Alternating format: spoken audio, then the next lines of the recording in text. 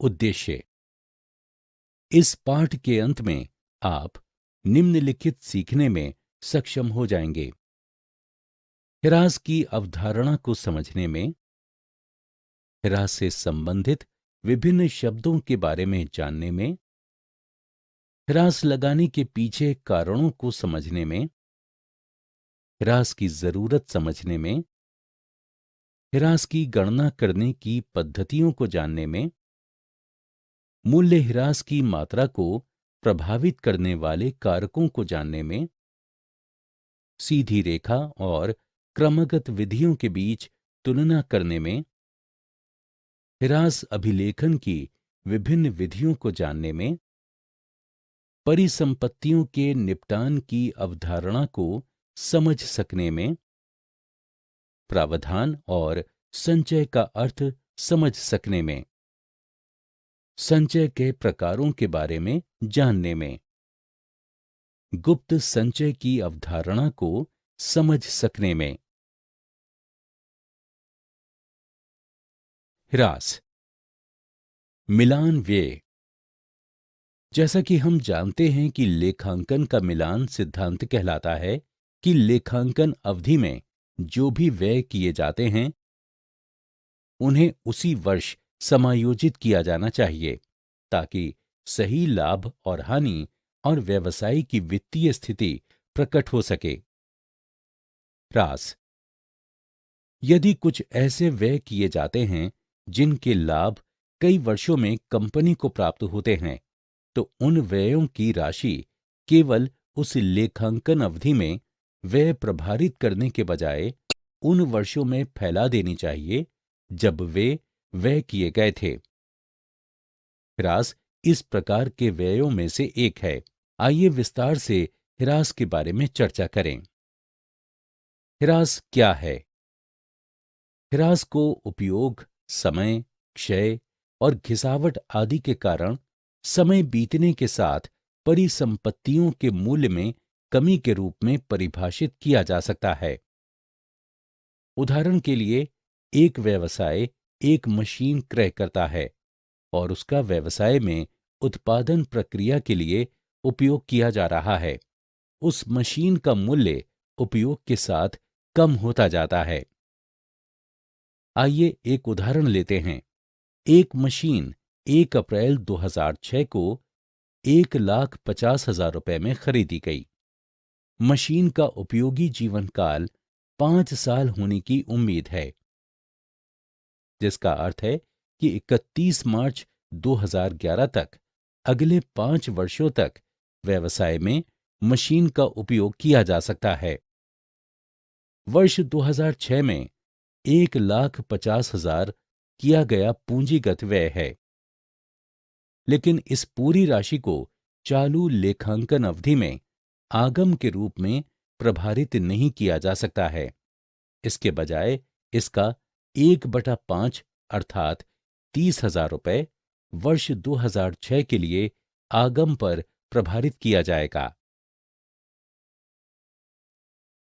ह्रास का अर्थ और विशेषताएं। ह्रास का अर्थ।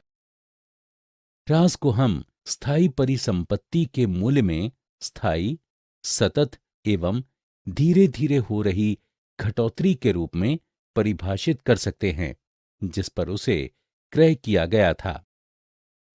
Institute of Cost and Management Accounting London ने ह्रास शब्द को परिसंपत्ति के वास्तविक मूल्य में इसके उपयोग एवं अथवा समय बीतने के कारण आई घटोतरी बताया है। Institute of chartered accountants of India के अनुसार ह्रास अवक्षयण योग्य परिसंपत्ति में घिसावट, उपभोग अथवा कीमत में कोई अन्य कमी जो उपयोग, समय के व्यतीत होने अथवा तकनीक एवं बाजार में परिवर्तन के कारण अप्रचलित होने से हुई है का मापन है। महत्वपूर्ण बातें जिनका हमें परिसंपत्तियों की अवक्षयण योग्य राशि की गणना करते समय ध्यान रखना चाहिए। अवक्षयण योग्य परिसंपत्तियों का एक से अधिक लेखांकन अवधि में उपयोग होना चाहिए। एक निश्चित सीमा तक उपयोगी जीवन होना चाहिए। व्यवसाय द्वारा न कि विक्रय के उद्देश्य के लिए उपयोग किया जाना चाहिए। परिसंपत्ति का अपेक्षित जीवन काल। अवक्षयण योग्य परिसंपत्तियों के उदाहरण हैं मशीनें, भवन, संयंत्र और मशीनरी, फर्नीचर, परिवहन के लिए ट्रक इत्यादि। ह्रास की विशेषताएं। ये स्थायी परिसंपत्ति के पुस्तक मूल्य में कमी है। इसमें उपयोग, समय या अप्रचलन के कारण परिसंपत्तियों के मूल्य में कमी शामिल है। ये एक सतत प्रक्रिया है। ये बीती हुई लागत है, इसलिए इसे लाभ से घटाया जाना चाहिए। इसे गैर रोकड़ व्यय माना जाता है। ह्रास में प्रयुक्त महत्वपूर्ण शब्द। ह्रास के संबंध में उपयोग किए जाने वाले कुछ अन्य शब्द भी हैं। रिक्तीकरण। रिक्तीकरण का अर्थ है पेट्रोल, लकड़ी इत्यादि जैसे प्राकृतिक संसाधनों की उपलब्धता में कमी। रिक्तीकरण और ह्रास के बीच का अंतर यह है कि रिक्तीकरण प्राकृतिक संसाधनों में कमी है, जबकि ह्रास उपयोग के कारण परिसंपत्तियों के मूल्य में कमी है। परिशोधन। परिशोधन का अर्थ समय की एक अवधि के दौरान अमूर्त परिसंपत्ति की लागत आवंटित करना है। ये पेटेंट, कॉपीराइट, ट्रेडमार्क, फ्रेंचाइजी आदि जैसी अमूर्त परिसंपत्तियों के मूल्य में नियमित कमी है। ह्रास के कारण। कई कारण हैं जिनके कारण हम ह्रास लगाते हैं। उपयोग, समय के कारण क्षय और घिसावट। क्षय और घिसावट का अर्थ है कि जब व्यवसाय की स्थायी परिसंपत्ति का उपयोग आगम अर्जन के लिए किया जाता है और उपयोग के साथ परिसंपत्तियों के मूल्य में कमी आती है और परिसंपत्तियों का आगे परिचालन के लिए उपयोग नहीं किया जा सकता है। एक और स्थिति यह है कि जब समय के साथ परिसंपत्ति बारिश और मौसम आदि की वजह से खराब होने लगती है।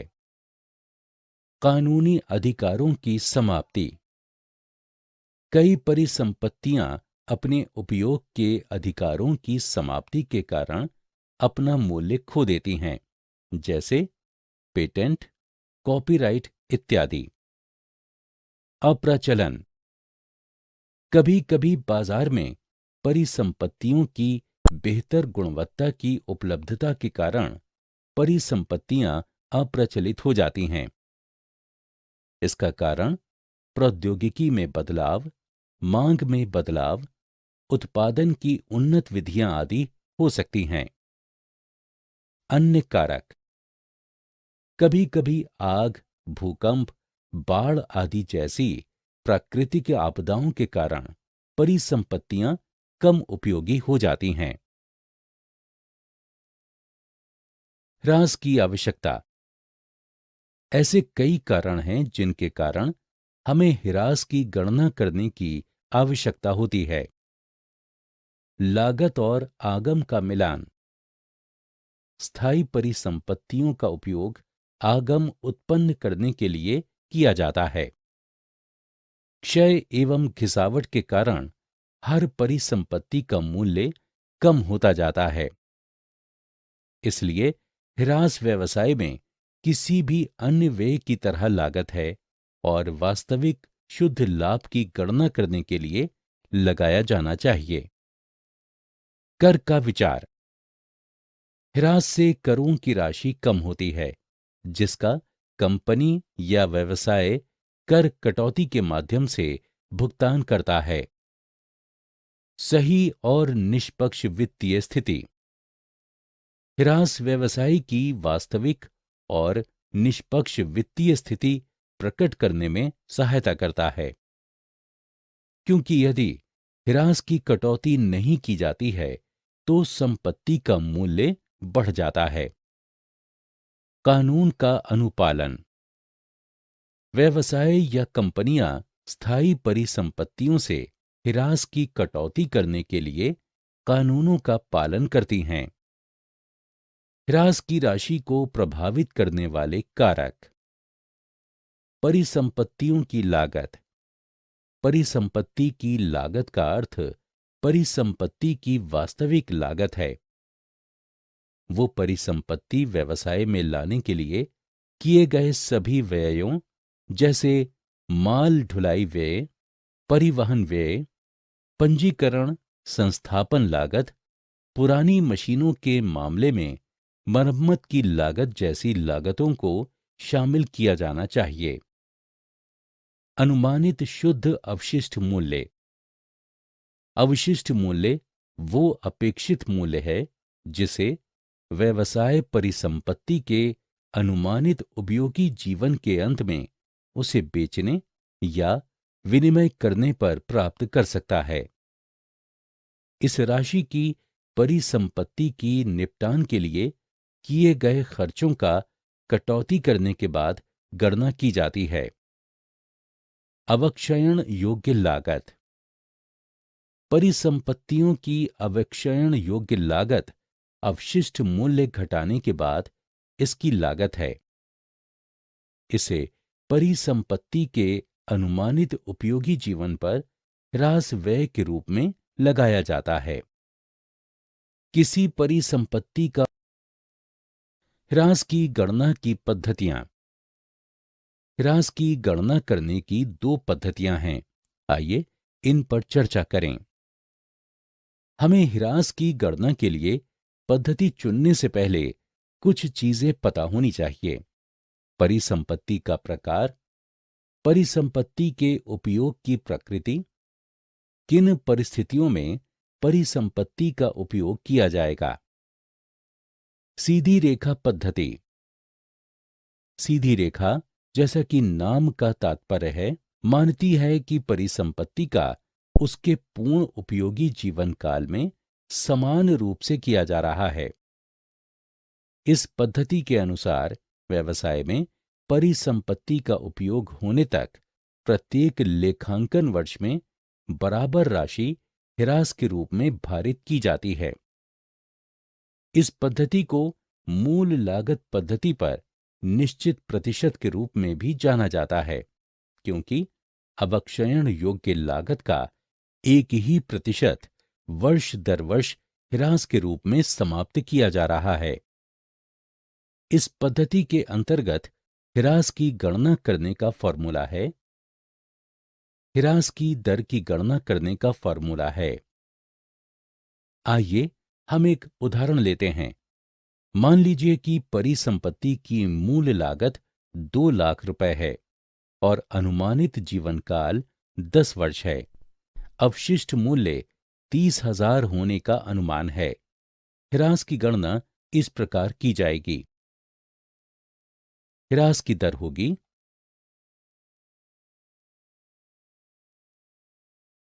सीधी रेखा विधि के लाभ और सीमाएं। सीधी रेखा विधि के लाभ। सरल और समझने में आसान। इस विधि में लाभ और हानि की गणना आसान है, क्योंकि ह्रास की समान राशि प्रभारित की जाती है। ये विधि उन परिसंपत्तियों के लिए अधिक उपयोगी है जिनके अनुमानित जीवन काल की आसानी से गणना की जा सकती है। इस विधि में अवक्षयण योग्य पूरी लागत परिसंपत्ति के पूरे उपयोगी जीवन काल में वितरित की जाती है। सीधी रेखा विधि की सीमाएं। इस विधि में कुछ कमियां भी हैं। ये विधि मानती है कि परिसंपत्ति का उपयोग प्रत्येक लेखांकन वर्ष में समान है, जो गलत है, क्योंकि समय के साथ परिसंपत्ति कम उत्पादक हो जाती है और अधिक मरम्मत और रखरखाव खर्च की मांग करती है। इसलिए प्रतिवर्ष ह्रास की समान राशि प्रभारित करने की सलाह नहीं दी जाती है। क्रमगत विधि। इस विधि को रिड्यूसिंग बैलेंस के रूप में भी जाना जाता है। हम सभी जानते हैं कि हिरास की लागत के कारण प्रतिवर्ष परिसंपत्ति के पुस्तक मूल्य में कमी आती है। इसलिए इस विधि में हिरास की गणना परिसंपत्ति के पुस्तक मूल्य पर की जाती है। उदाहरण के लिए परिसंपत्ति की लागत 2 लाख रुपए है और लगाया गया हिरास क्रमगत विधि में 10% प्रतिवर्ष है। इसलिए मूल्य हिरास की राशि की गणना इस प्रकार की जाएगी। क्रमगत पद्धति के लाभ और सीमाएं। क्रमगत पद्धति के लाभ। इस पद्धति के निम्नलिखित लाभ हैं। ये पद्धति इस व्यवहारिक धारणा पर आधारित है कि समय के व्यतीत होने के साथ परिसंपत्ति से प्राप्त लाभ कम होते जाते हैं। इसलिए इस पद्धति में प्रारंभिक वर्षों में जब परिसंपत्ति की उपयोगिता अधिक होती है, तब अधिक ह्रास लगाया जाता है। यह ह्रास एवं मरम्मत व्यय के लाभ हानि खाते पर बराबर भार डालता है, जिन्हें प्रतिवर्ष एक साथ लिया जाता है। ये आयकर अधिनियम द्वारा भी स्वीकार्य है। क्योंकि प्रारंभ के वर्षों में लागत का बड़ा भाग समाप्त कर दिया जाता है, अतः अप्रचलन के कारण हानि कम हो जाती है। स्थायी परिसंपत्तियों के लिए सबसे अधिक उपयुक्त क्रमगत पद्धति की सीमाएं। इस पद्धति की निम्नलिखित सीमाएं हैं। जैसा कि इस पद्धति में है, ह्रास की गणना परिसंपत्तियों के अपलिखित मूल्य के निश्चित प्रतिशत पर की जाती है। इसलिए ह्रास की लागत को पूरी तरह समाप्त नहीं किया जा सकता है। ह्रास की उपयुक्त दर की गणना करना मुश्किल होता है। सीधी रेखा एवं क्रमगत ह्रास विधि का तुलनात्मक विश्लेषण। आइए हम सीधी रेखा एवं क्रमगत ह्रास विधि के बीच अंतर के बिंदुओं पर चर्चा करें। ह्रास लगाने के आधार। सीधी रेखा विधि में ह्रास मूल लागत पर लगाया जाता है, जबकि क्रमगत विधि में ह्रास परिसंपत्तियों के शुद्ध पुस्तक मूल्य पर लगाया जाता है। ह्रास का वार्षिक प्रभार। क्रमगत ह्रास विधि में प्रारंभिक वर्षों में ह्रास की मात्रा अधिक होती है, जबकि सीधी रेखा विधि में ह्रास की मात्रा निश्चित बनी रहती है। ह्रास पद्धतियों का तुलनात्मक विश्लेषण। लाभ और हानि खाते के विरुद्ध कुल भार। ह्रास और मरम्मत लागत के संबंध में लाभ और हानि खाते के विरुद्ध कुल भार सीधी रेखा पद्धति में अवरोक्त को बढ़ा देता है, जबकि क्रमगत पद्धति में ह्रास भाग बाद के वर्षों में कम हो जाता है। आयकर कानून द्वारा मान्यता। आयकर कानून सीधी रेखा पद्धति को स्वीकार नहीं करता है, जबकि आयकर कानून द्वारा क्रमगत पद्धति को स्वीकार किया जाता है। उपयुक्तता। सीधी रेखा पद्धति ट्रेडमार्क, कॉपीराइट जैसी परिसंपत्तियों के लिए उपयुक्त होती है, जिसमें मरम्मत व्यय कम होते हैं, जबकि तकनीकी परिवर्तनों से प्रभावित होने वाली परिसंपत्तियों के लिए क्रमगत पद्धति उपयुक्त होती है। ह्रास अभिलेखन की विधियां। ह्रास लेन देन का अभिलेखन करने की 2 प्रकार की विधियां हैं। परिसंपत्ति खाते पर ह्रास लगाना। इसमें ह्रास की राशि परिसंपत्तियों की ह्रासमान लागत से कटौती की जाती है और लाभ और हानि खाते पर भारित की जाती है। रोजनामचा में प्रविष्टियां इस प्रकार होंगी। परिसंपत्तियों के क्रय के लिए प्रविष्टि। परिसंपत्ति खाता, नाम, विक्रेता या बैंक खाते से। परिसंपत्तियों की लागत से ह्रास की कटौती करने के लिए प्रविष्टि। ह्रास खाता, नाम, परिसंपत्ति खाते से। लाभ और हानि खाते पर ह्रास लगाने के लिए प्रविष्टि। लाभ और हानि खाता, नाम, ह्रास खाते से। ह्रास खाते के लिए प्रावधान बनाना। इस विधि में ह्रास समायोजित करने के लिए ह्रास प्रावधान खाता नामक एक अलग खाता बनाया जाता है। रोजनामचा खाते में होने वाली प्रविष्टियां इस प्रकार होंगी। परिसंपत्तियों के क्रय के अभिलेखन के लिए केवल उसी वर्ष में जब परिसंपत्तियां क्रय की जाती हैं। परिसंपत्ति खाता, नाम, विक्रेता या बैंक खाते से। ह्रास खाते के लिए प्रावधान के लिए ह्रास राशि जमा करने के लिए। ह्रास खाता, नाम, ह्रास खाते के लिए प्रावधान के लिए। लाभ और हानि खाते पर ह्रास लगाने के लिए। परिसंपत्तियों का निपटान। परिसंपत्तियों के निपटान का अर्थ परिसंपत्तियों का विक्रय है। निपटान आमतौर पर परिसंपत्ति के उपयोगी जीवन काल के अंत में होता है।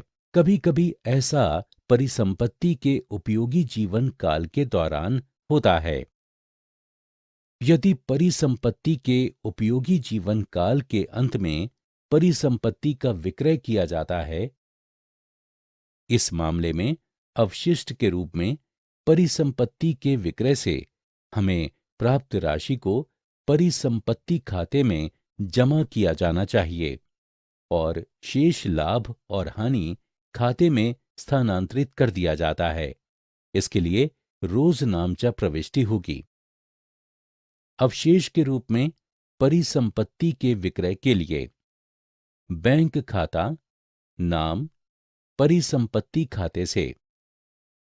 लाभ और हानि खाते में स्थानांतरण शेष की प्रविष्टि।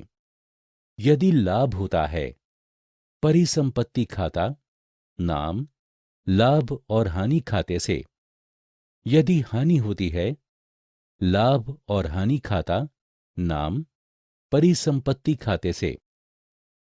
ह्रास के लिए प्रावधान के मामले में खाता बनाया गया है तो हम निम्नलिखित प्रविष्टियां करने से पहले निम्नलिखित प्रविष्टियां करेंगे। ह्रास खाते के लिए प्रावधान, नाम, परिसंपत्ति खाते से। उदाहरण के लिए पीके लिमिटेड ने 3 लाख रुपए में एक वाहन क्रय किया। 4 वर्षों के बाद इसका अवशिष्ट मूल्य 30,000 होने का अनुमान लगाया गया। सीधी रेखा विधि के आधार पर प्रतिवर्ष लगाए जाने वाले ह्रास की मात्रा ज्ञात कीजिए और ये मानते हुए कि इसे अंत में 40,000 रुपए में बेचा गया तो दिखाएं कि 4 वर्षों के लिए कितनी वाहन राशि दिखाई देगी।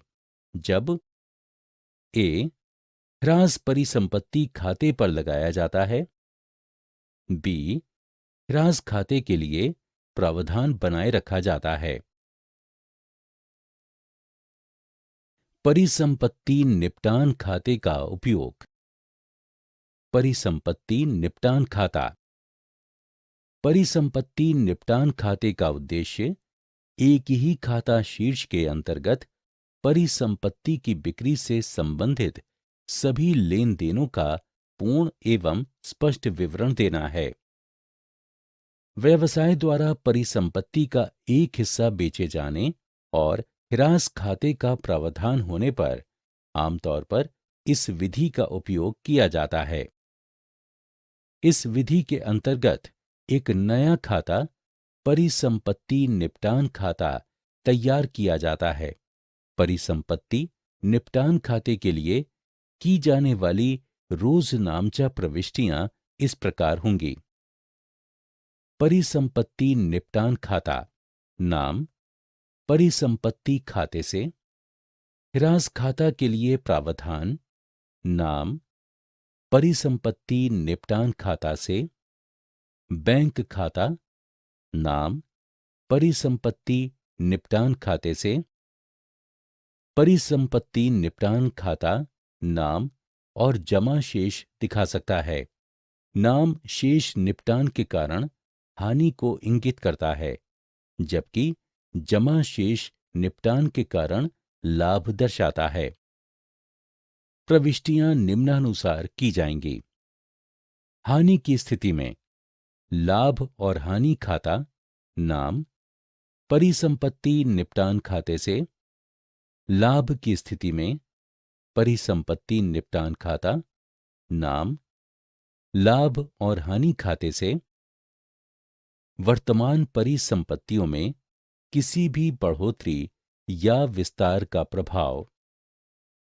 व्यापार में हम जिस भी परिसंपत्ति का उपयोग करते हैं, उसमें व्यवसाय के परिचालन के लिए उपयोगी बनाने के लिए बढ़ोतरी या विस्तार की आवश्यकता हो सकती है। परिसंपत्तियों पर खर्च की गई ऐसी राशि को परिसंपत्ति के जीवन काल के दौरान ह्रास के रूप में समाप्त किया जाता है। एस 6 उल्लेख करता है कि किसी भी परिसंपत्ति या विस्तार का परिसंपत्तियों के उपयोगी जीवन काल के दौरान ह्रास किया जाना चाहिए। वर्तमान परिसंपत्ति पर लागू दर पर ह्रास प्रदान किया जाना चाहिए। जहां परिसंपत्तियों में बढ़ोतरी या विस्तार को एक अलग इकाई के रूप में देखा जाता है। प्रावधान और संचय। प्रावधान क्या है? प्रावधान वो व्यवस्था है जिसे वर्तमान लेखांकन अवधि के व्यय और हानियों के लिए किया जाता है, लेकिन जिसकी सटीक राशि ज्ञात नहीं होती है क्योंकि उन्हें अभी तक खर्च नहीं किया गया होता है। प्रावधान के उदाहरण हैं ह्रास के लिए प्रावधान, संदिग्ध ऋणों के लिए प्रावधान, कराधान के लिए प्रावधान, देनदारों पर छूट के लिए प्रावधान, नवीनीकरण और मरम्मत के लिए प्रावधान। व्यय के लिए प्रावधान की राशि व्यवसाय के आगम के विरुद्ध भार योग्य होती है। प्रावधान आगम और व्यय का उचित मिलान और वास्तविक लाभ की गणना सुनिश्चित करते हैं। तुलन पत्र में प्रावधान की राशि इस प्रकार दर्शाई जानी चाहिए। परिसंपत्ति पक्ष पर वर्तमान परिसंपत्तियों से कटौती के रूप में, तुलन पत्र के देयता पक्ष पर देयताओं के साथ। प्रावधानों के लिए लेखांकन व्यवहार। सभी प्रकार के प्रावधानों का लेखांकन व्यवहार समान है। आइए हम संदिग्ध ऋणों के लिए प्रावधान का एक उदाहरण लें। 3 प्रकार के देनदार होते हैं। अच्छे देनदार, वे देनदार जिनसे राशि निश्चित रूप से आती है। बुरे देनदार, वे देनदार जहां से वसूली की राशि असंभव होती है। संदिग्ध देनदार, वे देनदार जो भुगतान कर सकते हैं, लेकिन व्यावसायिक लोग निश्चित नहीं होते हैं कि वे कब और कितना भुगतान करेंगे। इससे संबंधित रोजनामचा प्रविष्टि इस प्रकार की जाएगी। लाभ और हानि खाता, नाम, संदिग्ध ऋण के लिए प्रावधान। संचय। संचय क्या है? जब लाभ का एक हिस्सा अलग रखा और व्यवसाय की भविष्य की जरूरतों और भविष्य की आकस्मिकताओं को पूरा करने के लिए बनाए रखा जाता है। संचय व्यवसाय की वित्तीय स्थिति मजबूत बनाने के लिए लाभ का विनियोग है। जब हम भविष्य की जरूरतों को पूरा करने के लिए लाभ से संचय बनाए रखते हैं, तो स्वामियों को मुनाफे के वितरण के लिए उपलब्ध राशि कम हो जाती है। संचय के उदाहरण हैं सामान्य संचय, कर्मचारी क्षतिपूरक कोष, पूंजी संचय, ऋण पत्रों के शोधन के लिए संचय। संचय और प्रावधान के बीच अंतर। मूलभूत प्रकृति। प्रावधान लाभ पर प्रभार है, जबकि संचय नहीं। उद्देश्य: संचय व्यवसाय की वित्तीय स्थिति मजबूत बनाता है, जबकि प्रावधान ज्ञात देयता के व्ययों की पूर्ति करता है।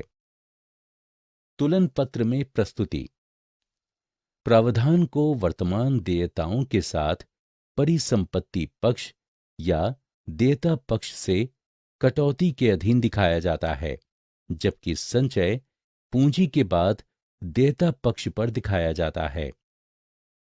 कर योग्य लाभ पर प्रभाव: प्रावधान कर योग्य लाभ कम करता है, जबकि संचय का कर योग्य लाभ पर कोई प्रभाव नहीं पड़ता है।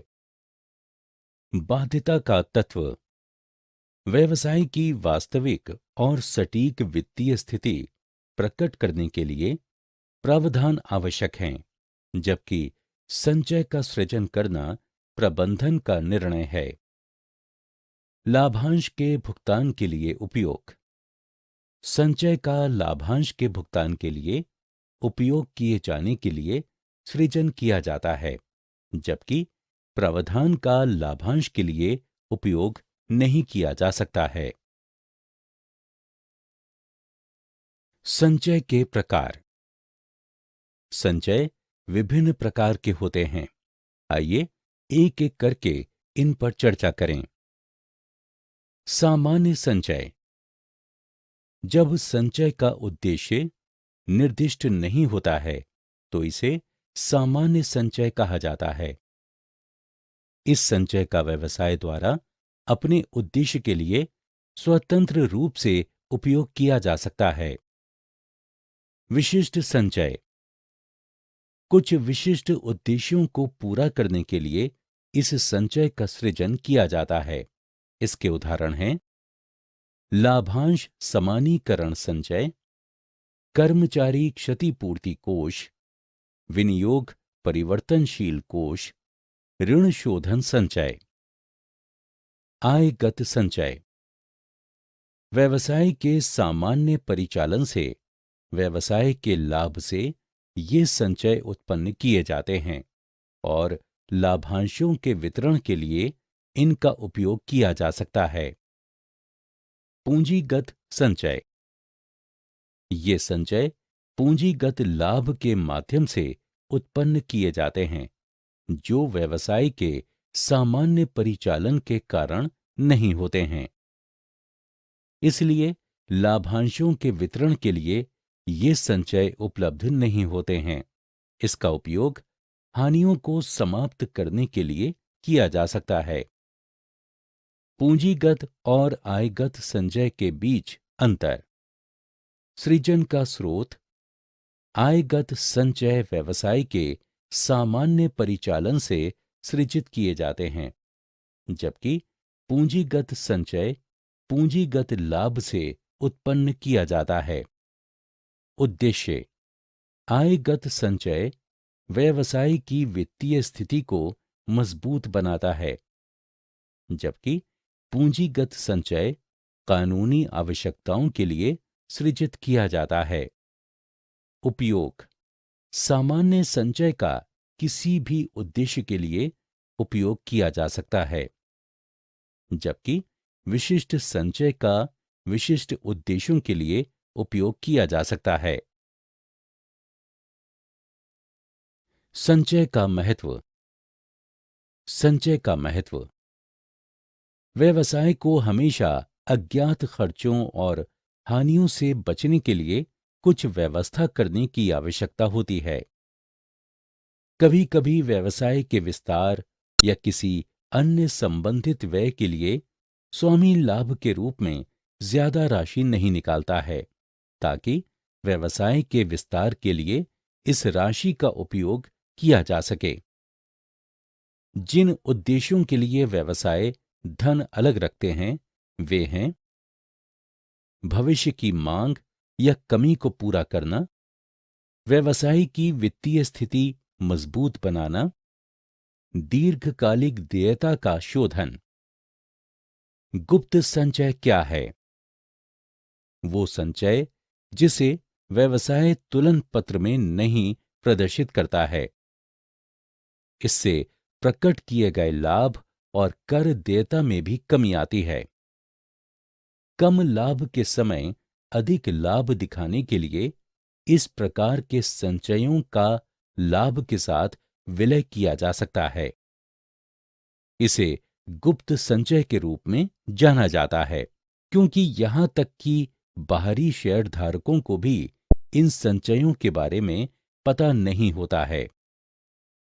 गुप्त संचय सृजन के तरीके: स्टॉक का अवमूल्यन, लाभ और हानि खाते पर पूंजीगत लाभ प्रभारित करना, संदिग्ध ऋणों के लिए अत्यधिक प्रावधान करना, आकस्मिक देयताओं को वास्तविक देयताओं के रूप में दिखाना। सारांश: हमने जो कुछ सीखा है उसे संक्षेप में दोहराएं। लेखांकन का मिलान सिद्धांत कहता है कि चालू लेखांकन वर्ष में किए गए खर्चों को उसी वर्ष के भीतर समायोजित किया जाना चाहिए। हिरास का उपयोग समय, क्षय और घिसावट आदि के कारण समय के साथ परिसंपत्तियों के मूल्य में कमी के रूप में परिभाषित किया जा सकता है। हिरास की गणना करते समय विचार किए जाने वाले बिंदु हैं: अवक्षयन योग्य परिसंपत्तियों का एक से अधिक लेखांकन अवधि के दौरान उपयोग किया जाना चाहिए। एक निश्चित सीमा तक उपयोगी जीवन काल होना चाहिए। व्यवसाय द्वारा विक्रय के उद्देश्य से उपयोग नहीं किया जाना चाहिए।